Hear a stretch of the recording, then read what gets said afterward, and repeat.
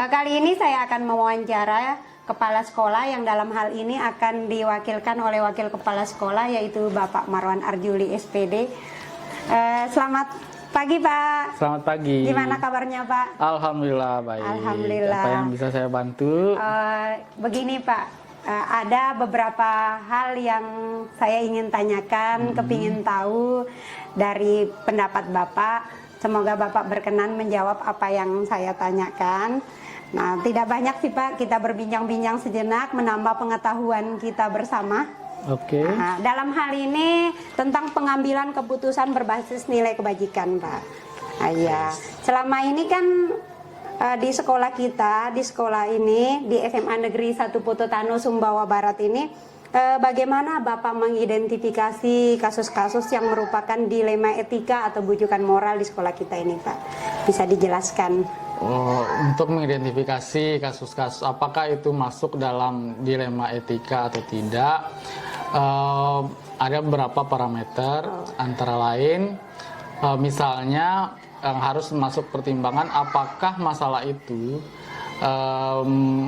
mencakup konflik antara nilai-nilai yang dianut oleh individu atau nilai-nilai yang dianut secara kolektif. Itu yang pertama. Kalau masalah persoalan itu mencakup konflik antara dua ranah itu, maka itu bisa dikategorikan sebagai dilema etis. Yang kedua, sebuah masalah apakah itu masuk dilema etis atau tidak, itu dilihat dari dampak yang ditimbulkannya. Jadi biasanya masalah-masalah yang masuk dalam lingkup dilema etis itu dampaknya itu sama-sama merugikan, baik opsi pertama atau opsi kedua sama-sama merugikan. Itu berarti masuk dalam dilema etis. Begitu. Oh begitu ya Pak. Ya. Jadi konflik yang dianut dengan konflik yang dianut individu dan konflik ada juga yang dianut oleh kolektif. Ya jadi kan nilai-nilai yang dianut oleh individu itu berkonflik dengan nilai-nilai yang dianut secara kolektif. Oh gitu. Berarti sama dengan individu melawan kelompok gitu ya Pak? Ya itu bisa jadi seperti itu, bisa jadi juga dengan regulasi yang ada, dengan peraturan hukum dan segala macam. Seperti itulah gambarannya. Selanjutnya Pak yang ingin saya tanyakan, selama ini kan Bapak kalau menjalankan pengambilan keputusan di sekolah kita ini, terutama untuk kasus-kasus yang dimana ada dua kepentingan yang sama-sama besar atau sama-sama mengandung nilai kebajikan, bagaimana Bapak mengambil keputusan begitu? Mengambil keputusannya jelas pertama melihat akar masalahnya dulu. Ya.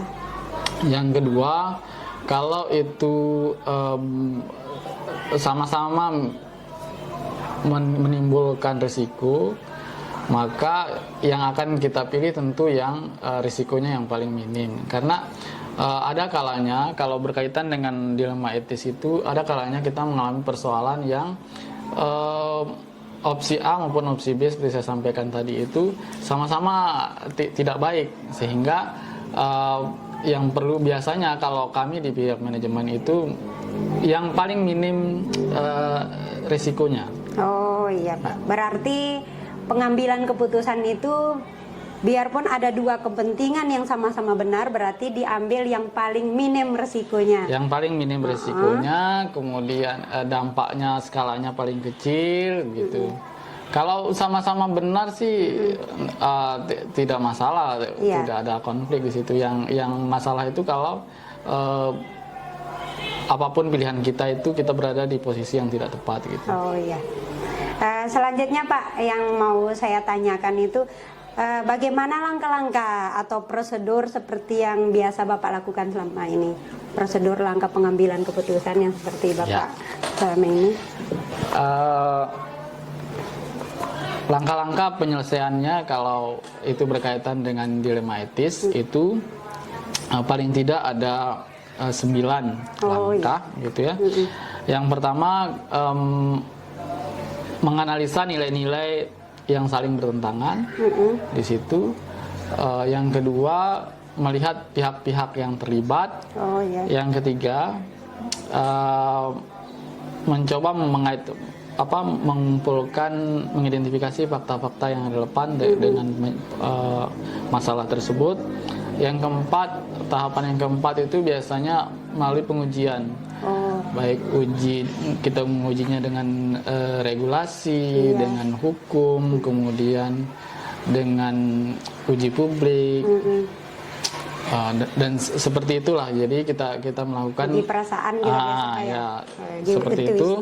Kemudian yang berikutnya itu baru kita setelah melalui tahap itu kita uji paradigma. Jadi yang keenam yaitu melakukan menerapkan prinsip resolusi dalam penyelesaiannya. Baru yang ketujuh investigasi opsi trilema. Yang ke-8 membuat keputusannya. Baru yang terakhir, keputusan itu kemudian tidak hanya berhenti di situ, tapi kebutuhan yang sudah dibuat itu dilihat dampaknya, baru kemudian dilakukan refleksi kembali terhadap keputusan itu. Berarti agak banyak sekali langkah-langkahnya Pak, ya, karena untuk mengambil keputusan itu ya. Yang khusus ya untuk masalah yang berkaitan dengan dilema etis itu memang harus ekstra hati-hati, sehingga tahapannya itu tidak boleh lat. Makanya tadi saya membaca langsung supaya tidak salah, tahapannya itu harus step by stepnya harus betul, pas. betul gitu. Pak. Biar keputusannya tepat. Ya, tidak prinsip merugikan. Kehati-hatian itu ada karena dia dilema etis gitu. Bagus sekali paparannya Pak Marwan. Bisa enggak diceritakan Pak? Misalnya contoh di sekolah kita dilema kasus yang bagaimana misalnya? Dilema etisnya begini. Jadi beberapa waktu yang lalu itu ada siswa yang dia pada kesehariannya tuh rajin dia datang ke sekolah dan tidak pernah bermasalah baik dengan guru maupun dengan tata tertib, dengan teman dan segala macam. Intinya anak ini patuh orangnya. Nah, suatu ketika saya dapat laporan dari wali kelas dan guru mata pelajaran kalau anak ini sudah ada 1 bulan dia tidak masuk sekolah. Nah, dan sudah dikunjungi oleh wali kelas dan guru BK. Nah, hasilnya disampaikan ke saya, hasil kunjungannya itu. Hanya saja saya perlu memastikan sendiri. Bagaimana, karena seperti saya bilang tadi, kalau sudah mencakup dilema etis itu harus dengan penuh kehati-hatian. Jadi kita berkunjung ke sana, saya dengan wali kelas, dengan guru mata pelajarannya, dengan guru BK itu, ternyata anak itu tidak datang sekolah bukan karena keinginannya sendiri tidak datang sekolah, tapi karena dia harus menjaga adik-adiknya. Orang tuanya nelayan, jadi dia harus menjaga adik-adiknya. Bapaknya itu pergi ikut perahu orang, jadi tidak punya alat tangkap sendiri. Ibunya itu pergi menjadi TKW di Arab Saudi. Jadi dia tak bisa meninggalkan adiknya. Nah, disitulah dilema etisnya di situ. Di satu sisi konflik kita itu dengan regulasi, tapi di sisi lain konflik kita itu dengan secara kemanusiaan. Jadi rasa kasihannya itu jadi di satu sisi kalau kan kita berpikir aspek keadilannya, maka dia harus tetap datang sekolah, tapi di sisi lain kita memikirkan aspek kemanusiaannya. Nah, sehingga diambil keputusan bahwa dia itu boleh diberikan dispensasi oleh guru-guru. Itu dia tiga hari itu belajar di rumah jarak jauh, dan 3 hari itu datang ke sekolah. Gitu. Jadi win-win solutionnya begitu. Meskipun seperti saya sampaikan di awal, 2 pilihan itu sebenarnya tidak sama-sama menguntungkan. Jadi kita melanggar regulasi sebenarnya, tetapi itu yang paling minim risikonya seperti itu. Gitu. Berarti rasa kasihan melawan rasa keadilan ini. Jadi lebih besar rasa kasihannya ini Pak ya. Yang paling minim. Jadi lebih tepatnya itu yang kita memilih opsi yang paling minim risikonya. Jadi dia tetap bisa melanjutkan meskipun ada beberapa aturan yang harus kita langgar, kita modifikasi begitu. Tapi saya pikir secara substansial memang rasa kemanusiaan, rasa kasihan itu memang harus harus diutamakan Harus juga. dikedepankan juga Pak ya, karena untuk masa depan anak bangsa Ya, juga. dalam beberapa kasus memang dia harus berada di depan. Iya. Jadi itu beberapa contoh kasus ya Pak. Satu contoh kasus yang di sekolah Ya. SMA Negeri 1 Putu Tano. Mungkin masih juga ada kasus-kasus yang lain, tapi cara pengambilan keputusannya juga sama Pak ya. Relatif sama, jadi banyak yang dipertimbangkan. banyak yang kita pertimbangkan. Seperti saya sampaikan 9 langkah itu kita terapkan.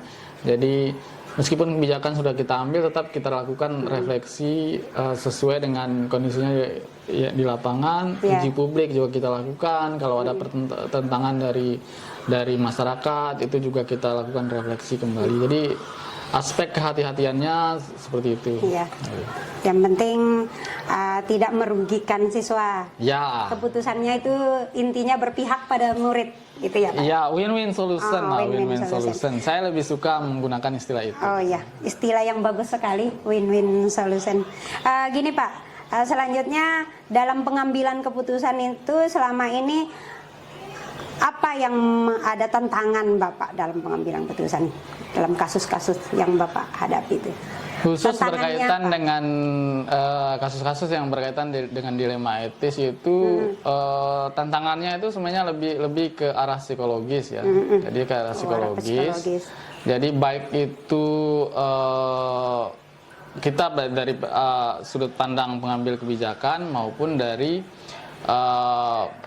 orang yang dikenakan dampak dari kebijakan itu. Oh iya iya. Jadi contoh kita sebagai pengambil kebijakan, dampak psikologisnya kan itu kita harus mempertimbangkan banyak aspek. Tidak hanya aspek keadilan, tapi juga aspek kemanusiaannya. Iya. Tidak hanya aspek rasionalitas, tetapi aspek intuisi. Tidak hanya masalah moralitas, tetapi juga masalah regulasi, peraturan, tata tertib. Jadi banyak aspek itu. Jadi tantangannya itu pada lebih ke psikologis. Jadi sementara yang terkena dampaknya juga seperti itu. Oh iya, berarti lebih besar ke arah psikologis. Ya, Psikologis pengambil keputusan atau psikologis anak? sama sebenarnya sama. Jadi karena dalam beberapa kasus seperti saya bilang tadi itu tidak bisa sepenuhnya diatasi. Oh, iya. Jadi dilema etis itu karena berada di wilayah yang memang butuh pertimbangan yang agak mendalam untuk itu. Iya, Pak. Sehingga memang ekstra Iya. berpikirnya ekstra, perasaannya ekstra, Iya. emosinya ekstra gitu. Dalam mengambil keputusan itu Ya, harus dalam mengambil keputusan ekstra segala gitu. ekstra. Ya. Jadi bahkan kalau ibu-ibu yang terlibat misalnya itu sampai berinang air mata pun ekstra karena perasaan. Iya, perasaan ibu-ibu kan lebih sensitif Ya, dari bapak-bapak. Dan kami menyelesaikan di sekolah itu kan tim dia. Oh iya, dengan tim. Ah. Yang ingin saya ketahui selanjutnya itu Pak, misalnya dalam penyelesaian kasus dilematika itu, apakah Bapak langsung menyelesaikan langsung di tempat saat itu juga, atau Bapak memiliki jadwal untuk menyelesaikannya? Dilema etis itu nggak bisa diselesaikan langsung di tempat ya, Iya. karena seperti saya sampaikan itu harus ada tahapan analisa pertimbangan. Jadi kita harus lihat nilai-nilai apa yang bertentangan di situ. Kemudian nggak bisa serta-merta kita mengambil keputusan. Kita juga harus melihat fakta-fakta yang ada. Kita harus melihat pihak-pihak yang terlibat. Semua kita pertimbangkan. Jadi termasuk seperti saya ceritakan tahapannya itu sampai ke setelah kebijakan itu dibuat masih ada tahap refleksinya. Jadi tetap tahap refleksinya. Iya, Jadi iya.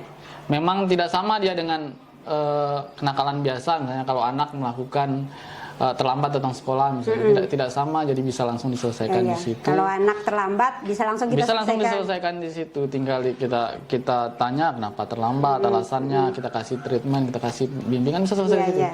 Tapi kalau yang kasus-kasus yang dilema etis itu biasanya karena dia beririsan dengan aspek-aspek lainnya. Iya. Apalagi kalau kayak kita SMA Putanu kan background siswa itu kan relatif heterogen dari segi agama, dari segi budaya. Jadi kebijakan-kebijakan yang kita ambil itu harus memastikan aspek-aspek itu tidak saling crash gitu, tidak saling bertentangan gitu. Ya, bagus sekali. Cukup jelas Pak, jelas sekali pemaparan Bapak. Yang ini Pak selanjutnya, adakah seseorang atau faktor-faktor apa yang selama ini mempermudah Bapak atau yang membantu Bapak dalam mengambil keputusan?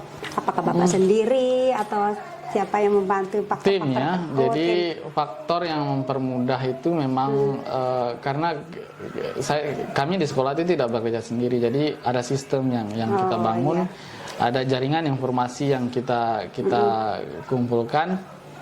Jadi semakin banyak orang yang terlibat, semakin banyak orang yang ikut, itu semakin mempermudah. Di situ kelebihannya. Iya Pak. Berarti Bapak tidak sendiri mengambil keputusan. Oh, jelas kalau soal itu. Berarti dengan tim-tim melalui proses pengkajian dan segala macam, diskusi yang segala macam, baru kebijakan itu dilakukan. Yang ini Pak, bagaimana sih Bapak menerapkan pengambilan keputusan dilema etika pada lingkungan Bapak? Pada murid atau pada guru-guru? Bagaimana? Kapan Bapak kira-kira menerapkan itu? Bagaimana diterapkan gitu ya? Diterapkannya pertama melalui mekanisme kehati-hatian. Jadi 9 langkah itu menerapkannya. Kemudian yang berikutnya memastikan pihak-pihak yang ada di situ itu, yang terlibat di situ itu terjawab kekhawatirannya, terjawab persoalannya gitu. Jadi yang berikutnya memastikan bahwa kebijakan itu diterima, berjalan dengan baik. Itu prosesnya untuk menerapkan suatu kebijakan yang khusus berkaitan dengan dilema etis. Oh iya Pak. Terus yang terakhir nih Pak, yang terakhir sebagai penutup wawancara kita dengan Bapak Marwan Arjuli, dari semua yang telah Bapak sampaikan itu, pembelajaran apa yang dapat Bapak petik dari pengalaman Bapak mengambil keputusan dilema etika? Kasus-kasus yang berkaitan dengan dilema etika itu pembelajarannya lebih ke pertama mengasah nalar kita. Jadi mengasah nalar, jadi seorang pemimpin itu atau calon pemimpin itu terletak pada kemampuan mengambil kebijakan. Nah, memang di dalam ranah dilema etis itu memang ada persoalan-persoalan yang kadang tidak pernah terbayangkan sebelumnya gitu. Tapi dengan kita mampu mengambil kebijakan di situ, nah disitulah letak diasah kemampuan seorang pemimpin. Itu indikator pertama untuk menjadi seorang pemimpin. Jadi kalau nanti ibu lulus jadi guru penggerak dan menjadi kepala sekolah, maka kemampuan dalam menyelesaikan masalah, kemampuan dalam mengeksekusi sebuah kebijakan itu wajib dimiliki, dan menyelesaikan kasus-kasus yang sifatnya etika, dilema etika itu bagus untuk mengasah kemampuan. Pembelajaran yang sangat menarik sekali yaitu mengasah nalar Pak. Saya perlu belajar banyak dengan Pak Marwan Arjuli. Jadi pembelajaran yang dapat saya petik di sini yaitu kita mengasah nalar. Semakin banyak kasus yang kita berhasil kita ambil keputusan dengan baik, berarti semakin terasa nalar kita gitu ya Pak? Ya, semakin intuisi kita dalam sebagai pemimpin itu akan semakin terasa. Yang terpenting keputusan itu tidak merugikan banyak pihak dan minim resiko. Win-win solution. Oh iya. Terima kasih banyak Pak Marwan atas waktunya. Demikian wawancara saya dengan kepala sekolah yang dalam hal ini diwakilkan oleh Bapak Marwan Arjuli selaku Wakil Kepala Sekolah SMA Negeri 1 Pototano, Sumbawa Barat, Nusa Tenggara Barat. Terima kasih. Assalamualaikum warahmatullahi wabarakatuh. Waalaikumsalam warahmatullahi wabarakatuh. Assalamualaikum warahmatullahi wabarakatuh. Waalaikumsalam warahmatullahi wabarakatuh. Pada kesempatan kali ini saya akan melakukan wawancara dengan Ibu Kepala Sekolah SMA Negeri 1 Stelo, Ibu Warni Patriani SPP, tentang bagaimana pengambilan keputusan di sekolah kami. Assalamualaikum Ibu. Waalaikumsalam. Apa kabarnya hari ini? Alhamdulillah. terima kasih sudah meluangkan waktu bersama saya. Sedikit-sedikit kita ngobrol Ibu, dan mohon maaf karena mengganggu waktunya. Oke. Kali ini saya ingin menanyakan bagaimana prosedur pengambilan keputusan yang biasanya diambil di sekolah kita ini. Nah, yang ingin saya tanyakan Ibu, bagaimana Ibu dapat mengidentifikasi antara kasus yang merupakan dilema etika atau bujukan moral? Baik, kalau kasus dilema etika ini itu terjadi dalam banyak hal gitu ya. Misalnya siswa yang mau masuk ke sekolah kita, kan aturannya itu siswa tidak boleh tidak sekolah, intinya tidak boleh tidak sekolah. Di sisi yang lain, anak ini pindah ke sekolah kita itu karena beberapa kejanggalan gitu ya. Sehingga anak ini harus kita terima begitu. Nah, untuk itu biasanya saya akan mencari informasi dulu, cari informasi tentang anak ini, baik itu di lingkungan mainnya maupun di keluarganya. Nah, sehingga komunikasi dengan orang tua itu sangat penting untuk anak ini bisa kita bersama-sama untuk mendidik bersama-sama dengan keluarga, sehingga tidak terjadi hal-hal yang tidak terjadi dari sekolah-sekolah seperti ini. Kemudian kalau yang bujukan moral bagaimana? Kalau dengan bujukan moral ini memang tidak terlepas gitu ya, tidak terlepas dari hal-hal seperti itu, karena di satu sisi kita butuh dengan hal itu, di sisi yang lain ada hal-hal yang yang harus cepat kita ambil keputusan gitu ya, sehingga kalau itu berhubungan dengan kebaikan dari siswa dan guru, maka itu yang akan saya ambil. Kalau selama ini Bu, bagaimana Ibu menjalankan pengambilan keputusan di sekolah ini? Terutama yang dilema etika, ada dua kepentingan yang sama-sama benar. Betul. Kalau selama ini saya mengambil keputusan itu jelas dengan mencari informasi ya, dengan misalnya diskusi dengan Wakasek gitu yang berhubungan dengan masalah itu, misalnya dengan Wakasek kurikulum, kalau berhubungan dengan anak-anak pembelajaran gitu, dengan Wakasek kesiswaan kalau itu berhubungan dengan masalah siswa dan yang lainnya juga. Nah, selain itu juga saya suka berdiskusi juga dengan Bapak Ibu kepala sekolah yang lain. Jika misalnya ada masalah seperti ini, kira-kira gimana sistem penyelesaiannya? Nanti kita bisa sharing-sharing di situ berdasarkan pengalaman kepala sekolah yang lain. Iya. Kemudian kalau langkah-langkah atau prosedur dalam pengambilan keputusan ini bagaimana? Tadi salah satunya sudah saya sebutkan tadi, dengan mencari informasi, dengan mencari cerita dari teman-teman kepala sekolah yang lain dalam menyelesaikan masalah itu maka dengan informasi yang ada, karena kita ngambil keputusan itu kan tergantung apa sih sebenarnya masalah itu. Setelah itu baru kita bawa ke dewan guru. Jadi seperti itu saya. Selama ini Bu, apa sih hal-hal yang Ibu anggap paling efektif dalam pengambilan keputusan, terutama yang kasus dilema etika yang tadi itu, yang diterima salah dan diterima juga salah, padahal aturannya saja diterima. Apa yang menjadi hal yang paling efektif menurut Ibu yang Ibu bisa lakukan? Betul. Kalau masalah ini itu tergantung dari bagaimana hasilnya. Kita menginginkan, misalnya contoh ini, kita menginginkan sekolah ini akan lebih baik gitu ya, lebih baik dari dalam bentuk kualitas maupun sarana prasarana selesai gitu. Nah, intinya bagaimana siswa ini berhasil. Jadi kita lebih melihat, karena keberhasilan siswa itu juga menjadi kualitas sekolah itu sendiri. Dalam pengambilan keputusan Ibu, apakah Ibu pernah menghadapi misalnya tantangan ketika pengambilan keputusan? Baik, banyak memang tantangan tadi itu ada hal-hal yang mungkin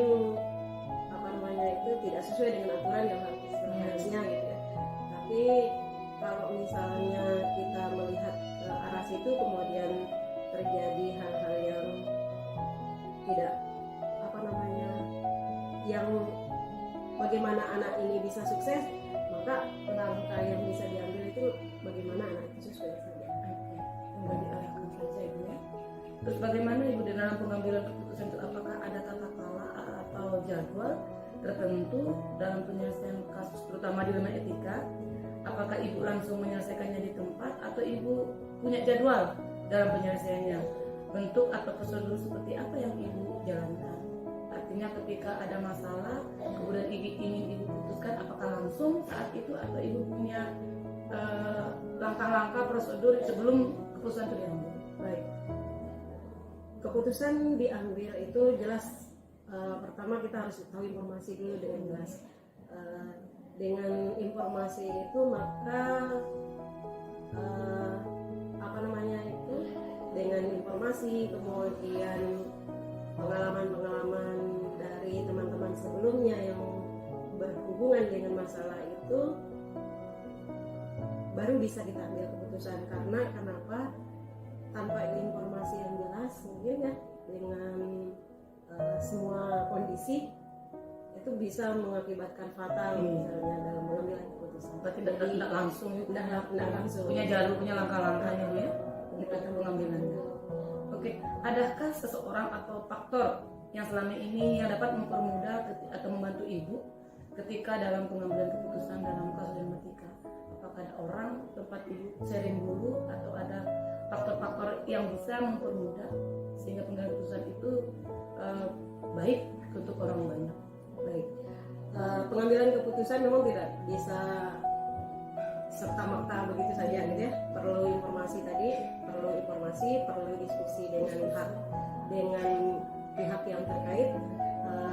Kemudian setelah itu maka saya akan melakukan hal-hal yang kayak misalnya saya akan mengajukan ke Allah gitu ya.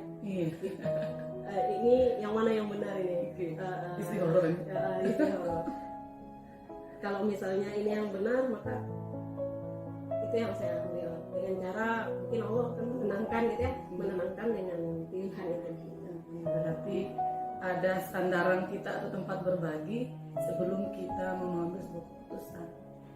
Dari semua keputusan yang telah Ibu ambil, kira-kira ada pembelajaran dari Ibu yang bisa dipetik dari mengambil keputusan yang menurut kita berat, ringan, sedang? Ada nggak yang bisa Ibu petik pembelajarannya? Baik. Pengambilan keputusan itu memang biasanya ada baik-baiknya. Kalau misalnya sesuatu itu yang saya ambil salah gitu ya, yang kemudian ada teman-teman yang bilang, Ibu kok begini sih? Seperti itu. Itu kan saya cross check diri saya sendiri. Ya ada hal yang perlu lebih dikuatkan. Mungkin saya bilang tadi tilawahnya mungkin apa sudah kurang, sholat sunnahnya mungkin ini seperti itu. Dari lebih ke situ. Berarti evaluasi ke dalam diri sendiri. Evaluasi ke dalam diri sendiri. Baik Bu, terima kasih sudah bersedia melakukan wawancara dengan saya. Mudah-mudahan apa yang telah Ibu putuskan selama dalam proses itu membawa berkah buat orang banyak dengan kepentingan murid terutama dan bagi kami sebagai guru di sini. Demikian wawancara singkat saya. Assalamualaikum warahmatullahi wabarakatuh.